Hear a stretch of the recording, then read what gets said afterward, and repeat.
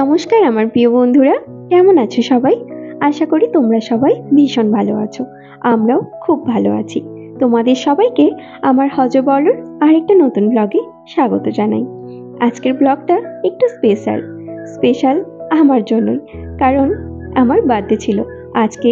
তোমাদের সাথে আমার বার্থডেটা একসাথে তো আর সেলিব্রেশন করতে পারলাম না, তো এখন তো এইভাবে সোশ্যাল মিডিয়ার মাধ্যমেই সবার সাথে সব আনন্দগুলো ভাগ করে নেওয়া যায়। তো আজকে তাই আমিও আমার বার্থডেটা তোমাদের সাথে ভাগ করে নিলাম। প্রথমে সকালে উঠেই দেখছি বর তো পাশে নেই, অনেক আগেই উঠে বাজারে চলে গেছে। আর এখন দেখছি রান্না বান্নাও একদম শুরু করে দিয়েছে। এদিকে সবজিও কাটা হয়ে গেছে, কাল রাতেই আদা রসুন পেঁয়াজ সব কেটে রেখেছিল। এদিকে আলু কাঁচকলাও ভাজা হয়ে গেছে। আর এটাতে দেখি কি হচ্ছে, ও এটাতে পটল ভাজা হচ্ছে। আমার তো রান্নাঘরে আজকে নো এন্ট্রি, তো আমি বললাম একটু ভিডিও করব, তাই একটু ঢুকে ভিডিও বানিয়েছি। এবারে জন্মদিনটা আমার কাছে একটু বেশি স্পেশাল, কারণ কাছে আছে।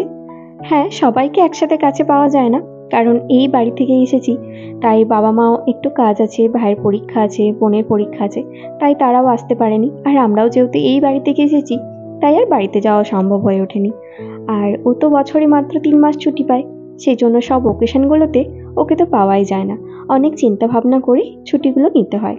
আগের বছর বেটুর 5 বছর হয়েছিল, সেই জন্মদিনে এসেছিল, আর আমাদের অ্যানিভার্সারিতে এসেছিল। তো সেই জন্য আমার জন্মদিনটা ফাঁকা গেছে। আর এখন আমাকে ঘরের মধ্যে বন্ধ করে রেখেছে দুইজনে, বাপ বেটিতে মিলে কিছু একটা তো করছে।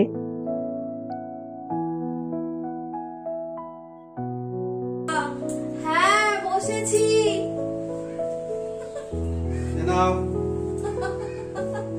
ও বাবা, কি সুন্দর করেছে রে। আমিও এরকম করেছি। হ্যাঁ, হ্যাঁ, তুমি সাজিয়েছ। আমি কলা বাজারেছি। কি সুন্দর সাজিয়েছে। নাও ভরে খাও, পেট ভরে। উনি নাকি দাও আমার? ওর পেট ভরে। যতটা মন যায় খেয়ে নাও। হ্যাঁ, যতটা মন চাই খেয়ে নাও। না খেতে পারলে ছেড়ে দাও, আমরা খেয়ে নিই। হ্যাঁ, ঠিক বলেছিস। এখনো কিছু আছে? না, আর কিছু নেই। আছে। এগুলো তোমার জন্য, এগুলো আমাদের জন্য, বল। তোমরা খাবে না? আমাকে এই যে রসমালাই, বাবু পায়েস দিয়ে দাও। এই যে পায়েস। হ্যাঁ, এই দই দিয়ে দাও।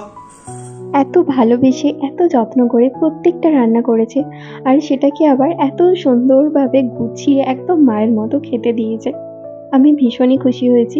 ভগবানের কাছে আজকের দিনে আমি এটাই প্রার্থনা করব যে ভগবান যেন জীবনের প্রত্যেকটা আনন্দের মুহূর্ত আমরা একসাথে থাকতে পারি, একসাথে কাটাতে পারি। এবার তোমরা নিশ্চয়ই জানতে চাইছো যে আমি জন্মদিনে কি উপহার পেয়েছি। সেরকমভাবে জন্মদিনে স্পেশাল কিছু উপহার নেওয়া হয়নি, কারণ আমার মনে হয় কোনো একটা উপহারের থেকে এইভাবে যে আমার বার্থডেটা এত সুন্দরভাবে সেলিব্রেট করেছে আমার জন্য, স্পেশালি এই টাইমটাতেও ছুটি নিয়ে এসেছে, এর জন্যই আমি অনেক খুশি হয়েছি। এটাই আমার কাছে একটা বড় উপহার। চলো বন্ধুরা, এবার আমরা জমিয়ে 3 জনে খাওয়া দাওয়া করি, কারণ অনেকক্ষণ থেকেই সে জানতে চাইছে যে তার রান্নাগুলো কেমন হয়েছে। তো সেই জন্য তাকে একটা আমি খাওয়া দাওয়া করে রিভিউ দিই। তোমরাও বলো যে আমার ব্লগটা তোমাদের কেমন লাগলো। যদি ভালো লাগে একটা লাইক করে দিও, শেয়ার করো, কমেন্ট করো, অনেক সাবস্ক্রাইব করে আমার সাথে থাকো।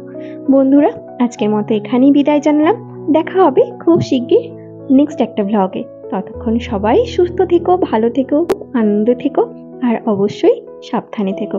তো চলো, দেখা হচ্ছে খুব শিগগির নেক্সট একটা ব্লগে। আর হ্যাঁ, তোমাদের সাথে আমি আমার জন্মদিনের কিছু ফটো শেয়ার করলাম। রান্নার স্বাদগুলো সত্যিই খুব ভালো হয়েছে, ভীষণই খেতে ভালো হয়েছিল প্রত্যেকটা রান্নাই। বছরে একবারই জন্মদিনটা আসে, কিন্তু এখন মনে হচ্ছে 2-3 বার করে সেলিব্রেট করলে মন্দ হতো না। এরকমভাবে জমিয়ে বরের হাতে খাওয়া দাওয়া করা যেত। কি বলো বন্ধুরা? আমাকে অবশ্যই কিন্তু একটা কমেন্ট করে তোমরা জানিও। আজকের মতো এখানেই বিদায় জানালাম, টাটা।